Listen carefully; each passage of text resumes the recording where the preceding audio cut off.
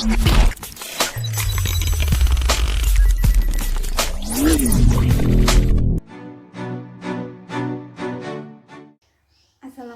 warahmatullahi wabarakatuh.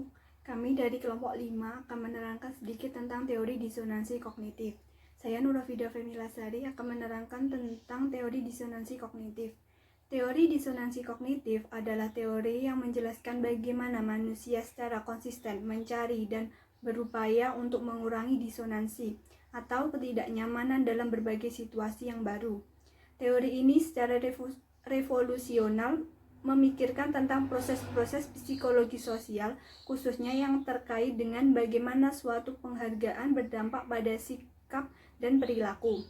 Selain itu, teori ini juga menekankan pada bagaimana perilaku dan motivasi berdampak pada persepsi dan kognisi. Teori ini dicetuskan pertama kali oleh Leon Festinger. Menurut Leon Festinger, perasaan yang tidak seimbang sebagai disonansi kognitif. Hal ini merupakan perasaan yang dimiliki ketika mereka menemukan diri mereka sendiri melakukan sesuatu yang tidak sesuai dengan apa yang mereka ketahui, atau mempunyai pendapat yang tidak sesuai dengan pendapat lain yang mereka pegang. Konsep ini membentuk inti dari teori disonansi kognitif. Teori ini berpendapat bahwa disonansi adalah sebuah perasaan tidak nyaman yang memotivasi orang untuk mengambil langkah demi mengurangi ketidaknyamanan itu. Asumsi dari disonansi kognitif yang pertama adalah manusia memiliki hasrat akan adanya konsistensi pada keyakinan, sikap, dan perilakunya. Teori ini menekankan sebuah model mengenai sifat dasar dari manusia yang mementingkan adanya stabilitas dan konsistensi. Yang kedua, disonansi diciptakan oleh inkonsistensi biologis. Teori ini merujuk pada fakta-fakta harus tidak konsisten secara psikologis satu dengan lainnya untuk menimbulkan disonansi kognitif. Yang ketiga, disonansi adalah perasaan tidak suka yang mendorong orang untuk melakukan suatu tindakan dengan dampak-dampak yang tidak dapat diukur. Teori ini menekankan seseorang yang berada dalam disonansi memberikan keadaan yang tidak nyaman, sehingga ia akan melakukan tindakan untuk keluar dari ketidaknyamanan tersebut. Yang keempat, disonansi akan mendorong usaha untuk memperoleh konsonansi dan usaha untuk mengurangi disonansi. Teori ini beranggapan bahwa rangsangan disonansi yang diberikan akan memotivasi seseorang untuk keluar dari inkonsistensi tersebut dan mengembalikan pada konsistensi.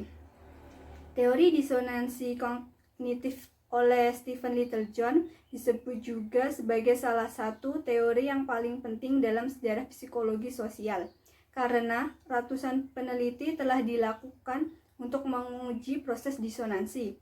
Sebagian besar peneliti mengeksplorasi bagaimana pengalaman disonansi kognitif menyebabkan adanya perubahan sikap dan perilaku. Selama beberapa tahun terakhir, teori disonansi kognitif telah mengalami perkembangan. Dalam ilmu komunikasi, teori disonansi kognitif merupakan teori yang memayungi teori terpaan selektif komunikasi di akhir tahun 1980.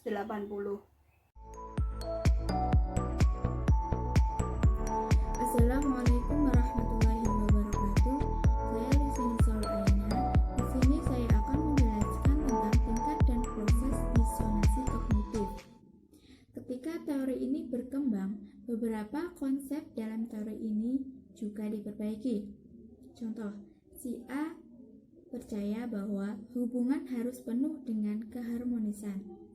Ini disebut dengan kognisi, tetapi dia sering bertengkar dengan mitranya. Ini disebut dengan konflik kognisi mengenai perilakunya. Teori ini memprediksi bahwa si A akan menjadi tertekan dan tidak nyaman. Ketika teori disonansi berusaha untuk melakukan prediksi seberapa banyak ketidaknyamanan atau disonansi yang dialami, mereka mengakui adanya konsep tingkat disonansi. Nah, tingkat disonansi adalah jumlah kuantitatif dari perasaan tidak nyaman yang dirasakan. Tingkat disonansi sendiri ada 3 faktor, yaitu yang pertama, tingkat kepentingan, yaitu seberapa signifikan tingkat masalah tersebut berpengaruh pada tingkat disonansi yang dirasakan. Contohnya, si A mempunyai banyak teman. Di luar dari hubungan pertemanannya itu, menurut dia tidak terlalu penting, maka disonan akan lebih sedikit dibandingkan dengan hubungan pertemanannya. Yang kedua, rasio disonansi, yaitu jumlah disonansi berbanding dengan jumlah konsistensi. Jika rasio berada dalam posisi yang seimbang, maka akan lebih sedikit mengalami disonansi. Yang ketiga, rasionalitas merupakan alasan yang dikemukakan oleh seseorang yang merujuk mengapa suatu inkonsistensi muncul. Makin banyak alasan yang dikemukakan seseorang, maka makin sedikit disonansi yang akan dirasakan. Seperti contoh, si A pindah rumah. Dia mungkin bisa menjelaskan bahwa konflik yang disebabkan itu dari tingkat stres atau mungkin hanya sementara. Maka disonansi yang ia rasakan akan lebih sedikit dibandingkan jika dia menjelaskan yang rasional mengenai perilakunya. Yang selanjutnya, mengatasi disonansi, yaitu yang pertama, mengurangi pentingnya keyakinan disonan kita. Yang kedua, menambahkan keyakinan yang konsonan. Nah, yang terakhir, menghapus disonansi dengan cara mengubah persepsi. Sekian dari saya. Wassalamualaikum warahmatullahi wabarakatuh. Baik, assalamualaikum warahmatullahi wabarakatuh. Nama saya Mahfiratus Saidah. Di sini saya akan menjelaskan tentang teori disonansi dan persepsi. Jadi, teori disonansi kognitif itu berkaitan dengan proses pemilihan terpaan, pemilihan perhatian, dan pemilihan interpretasi. Karena teori ini memprediksi bahwa orang akan menghindari informasi yang meningkatkan disonansi.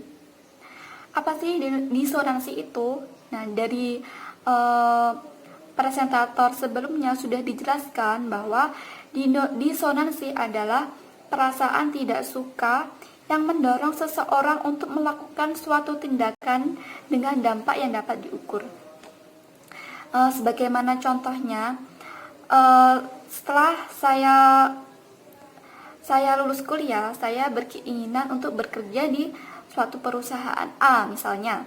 Kemudian setelah saya melakukan beberapa ujian agar bisa masuk di perusahaan tersebut, dan akhirnya saya mendapatkan sebuah pengumuman bahwa saya lolos untuk masuk bekerja di perusahaan tersebut.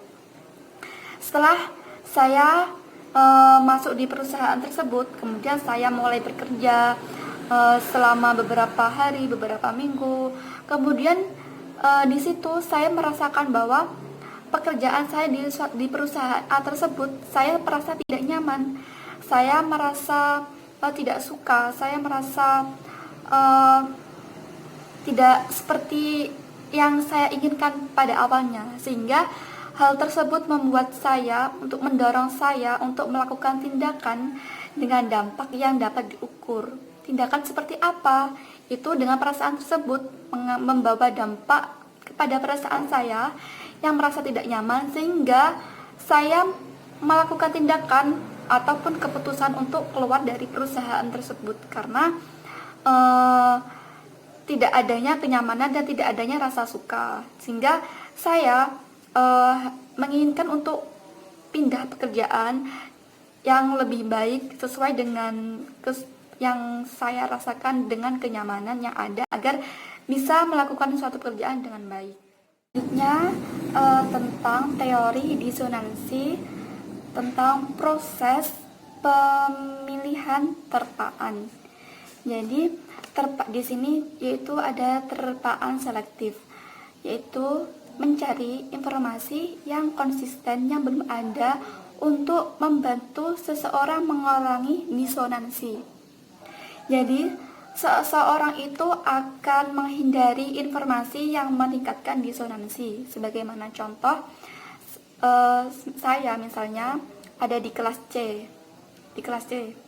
Kemudian ada seorang teman saya yang dia itu kalau sama saya itu sangat cuek, sangat judes dan lain sebagainya, sehingga hal tersebut membuat saya merasa tidak suka, merasa tidak nyaman, dan hal tersebut mendorong saya untuk mencari informasi agar saya bisa mengurangi disonansi tersebut. Kemudian yang kedua yaitu perhatian selektif. Perhatian selektif yaitu merujuk pada melihat informasi secara konsisten, begitu konsistensi itu ada. Sebagaimana contoh, ketika saya sering melihat jurnal atau melihat artikel, maka saya harus melihat dalam informasi suatu artikel tersebut apakah itu positif atau negatif. Jadi saya harus melihat rujukan tersebut positif atau negatif. Jadi saya harus memilah yang positif dan meninggalkan yang negatif. Jadi dari situ bahwa seseorang itu harus memperhatikan informasi dalam lingkungannya yang sesuai dengan sikap dan keyakinannya. Jadi kemudian selanjutnya yang ketiga yaitu interpretasi selektif, yaitu melibatkan penginterpretasian informasi yang ambigu sehingga menjadi konsisten. Sebagaimana contoh, dengan menggunakan interpretasi selektif ini, kebanyakan itu orang akan menginterpretasikan sikap teman dekatnya lebih sesuai dengan sikap mereka sendiri yang sebenarnya terjadi.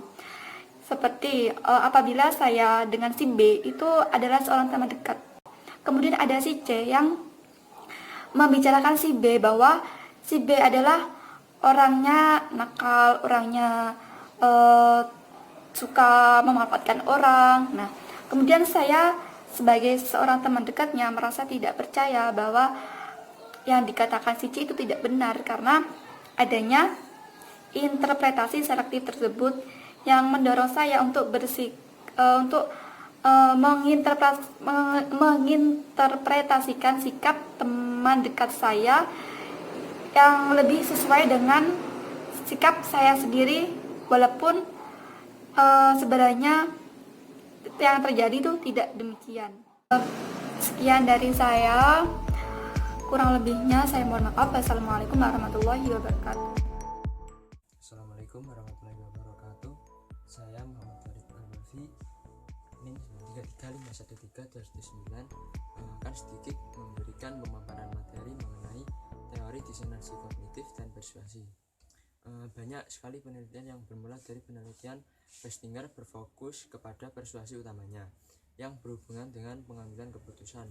Beberapa studi pun mempelajari mengenai penyesalan pembeli, yaitu disonansi yang seringkali dialami setelah mengalami pembelian yang cukup besar, seperti pembelian mobil, rumah, dan lain sebagainya. Seorang penulis melihat bahwa orang dapat mengalami disonansi kognitif dari berbagai sumber, seperti inkonsistensi, budaya, maupun keumuman opini, dan lain-lain. Akhirnya, teori ini mengasumsikan bahwa rangsangan yang diciptakan oleh disonansi akan memotivasi orang untuk menghindari situasi yang menciptakan inkonsisten dan berusaha kembali menjadi konsisten. Ada 4 asumsi dasar dari teori ini. Yang pertama, manusia memiliki hasrat akan adanya konsekuensi pada keyakinan.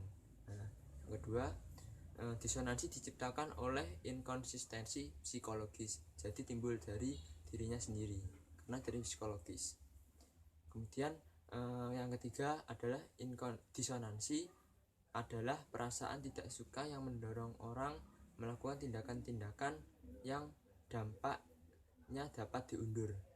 Kemudian yang keempat, disonansi akan mendorong usaha untuk memperoleh konsonansi. Terima kasih. Apabila mungkin ada yang mau ditanyakan silakan, atau yang kurang paham nanti di akhir bisa ditanyakan. Terima kasih, sekian dari saya, kurang lebihnya mohon dimaafkan.